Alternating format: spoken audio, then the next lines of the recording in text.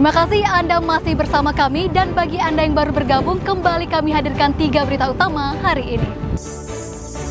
Antisipasi dampak cuaca ekstrim, Pemda tetapkan status tanggap darurat bencana di Lombok Barat.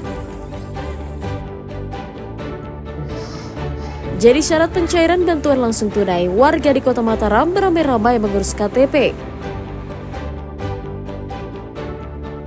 Tingkatkan pendapatan keluarga, warga di Lombok Tengah olah daun kelor menjadi aneka makanan ringan yang bernilai ekonomis.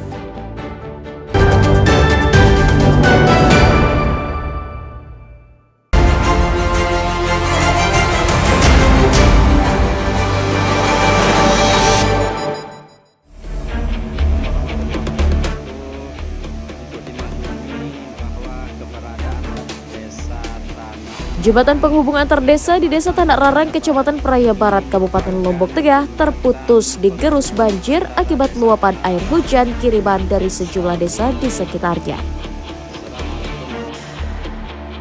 Jembatan sepanjang 25 meter dengan lebar 3 meter yang terputus merupakan salah satu akses penghubung utama yang biasa dilalui warga dari 2 desa, yakni Tanah Rarang dan Bonder.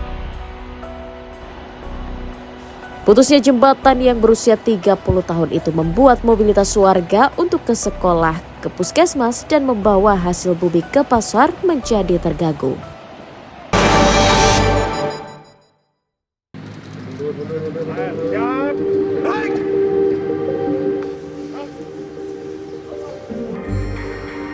Pemerintah Provinsi Nusa Tenggara Barat menggelar apel siaga bencana untuk memastikan kesiapan dalam menghadapi dampak cuaca ekstrim di seluruh kabupaten.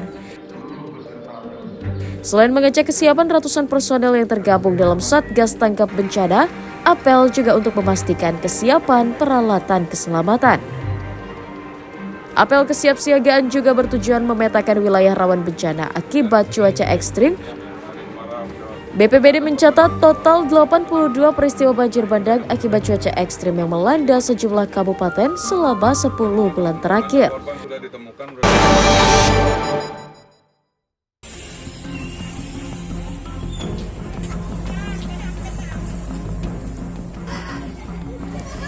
Puluhan rumah warga di Desa Perempuan, Kecamatan Labu Api, Kabupaten Lombok Barat terendam banjir usai hujan deras melanda wilayah tersebut selama sehari semalam.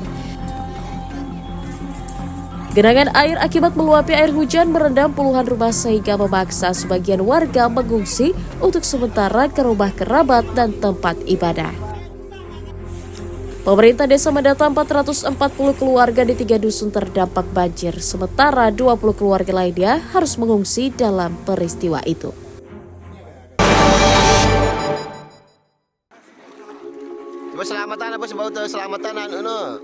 Warga Kelurahan Jempong, Kota Mataram dihebohkan dengan peristiwa kebakaran Sekolah Dasar Negeri 43 Ampenan.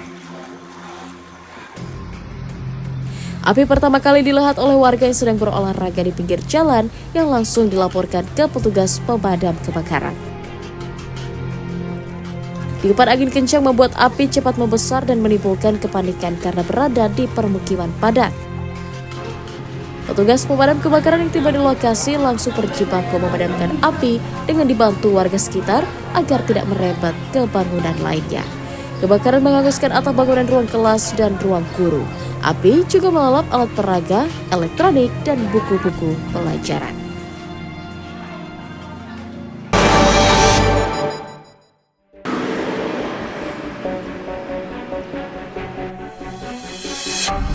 Kejaksaan Tinggi kembali memeriksa puluhan anggota DPRD Provinsi Nusa Tenggara Barat terkait kasus dugaan gratifikasi pokir DPRD tahun 2025. Pemeriksaan itu merupakan lanjutan dari pengembangan penyelidikan setelah Kejati menetapkan 3 tersangka dalam kasus gratifikasi dan juga merupakan anggota DPRD NTB. Tadi ada ditanyakan juga. Sejak Senin hingga Rabu siang, Kejati telah memeriksa 49 anggota legislatif, mulai dari pimpinan dan anggota DPRD yang diduga mengetahui perihal dana gratifikasi itu. Selain untuk melengkapi berkas perkara dari 3 tersangka, pemeriksaan secara maraton juga dilakukan untuk mendalami jumlah para penerima gratifikasi.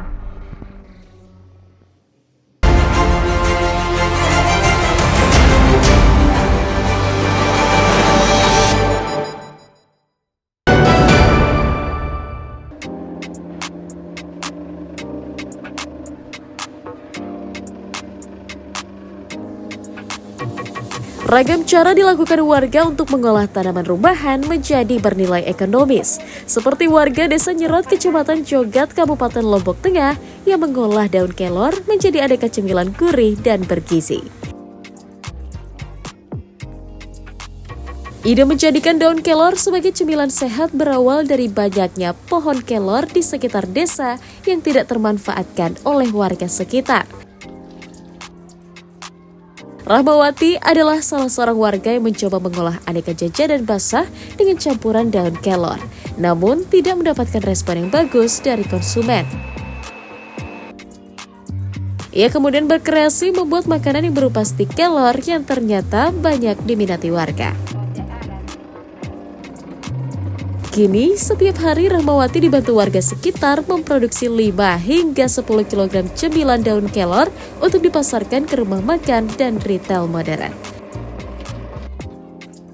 Tak hanya dijual di pasar lokal, cemilan kelor juga dipesan ke Pulau Sumbawa dan juga Bali. Dari hasil olahan daun kelor, warga mampu meraup omset hingga 5 juta rupiah per bulannya.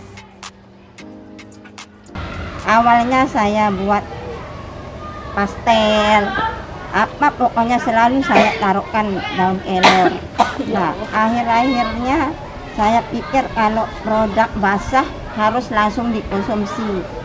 Tapi kalau saya buat stik kelor kan tahan lama. Kita mau taruh-taruh di retail, di warung, di apa, kan masih tahan lama sampai 2-3 bulan. Nah, dari sanalah saya mulai mengolah.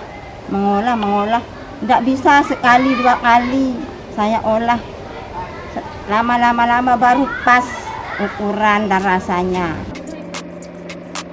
Selain menjadi cemilan sehat, daun kelor juga dijadikan sebagai makanan tambahan untuk balita karena kaya nutrisi dan vitamin yang diyakini mampu mencegah gizi buruk dan stunting.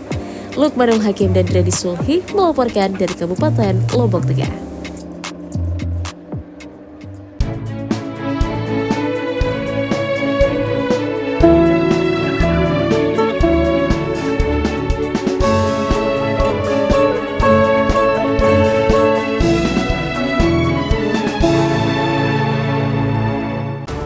Informasi tadi menutup perjumpaan kita pada berita daerah hari ini. Jangan lupa pastikan Anda subscribe channel YouTube Liputan 6 SCTV Daerah. Atas nama rekan yang bertugas, saya Listia Wida berterima kasih atas perhatian dan kebersamaan Anda. Selamat beraktivitas dan sampai jumpa.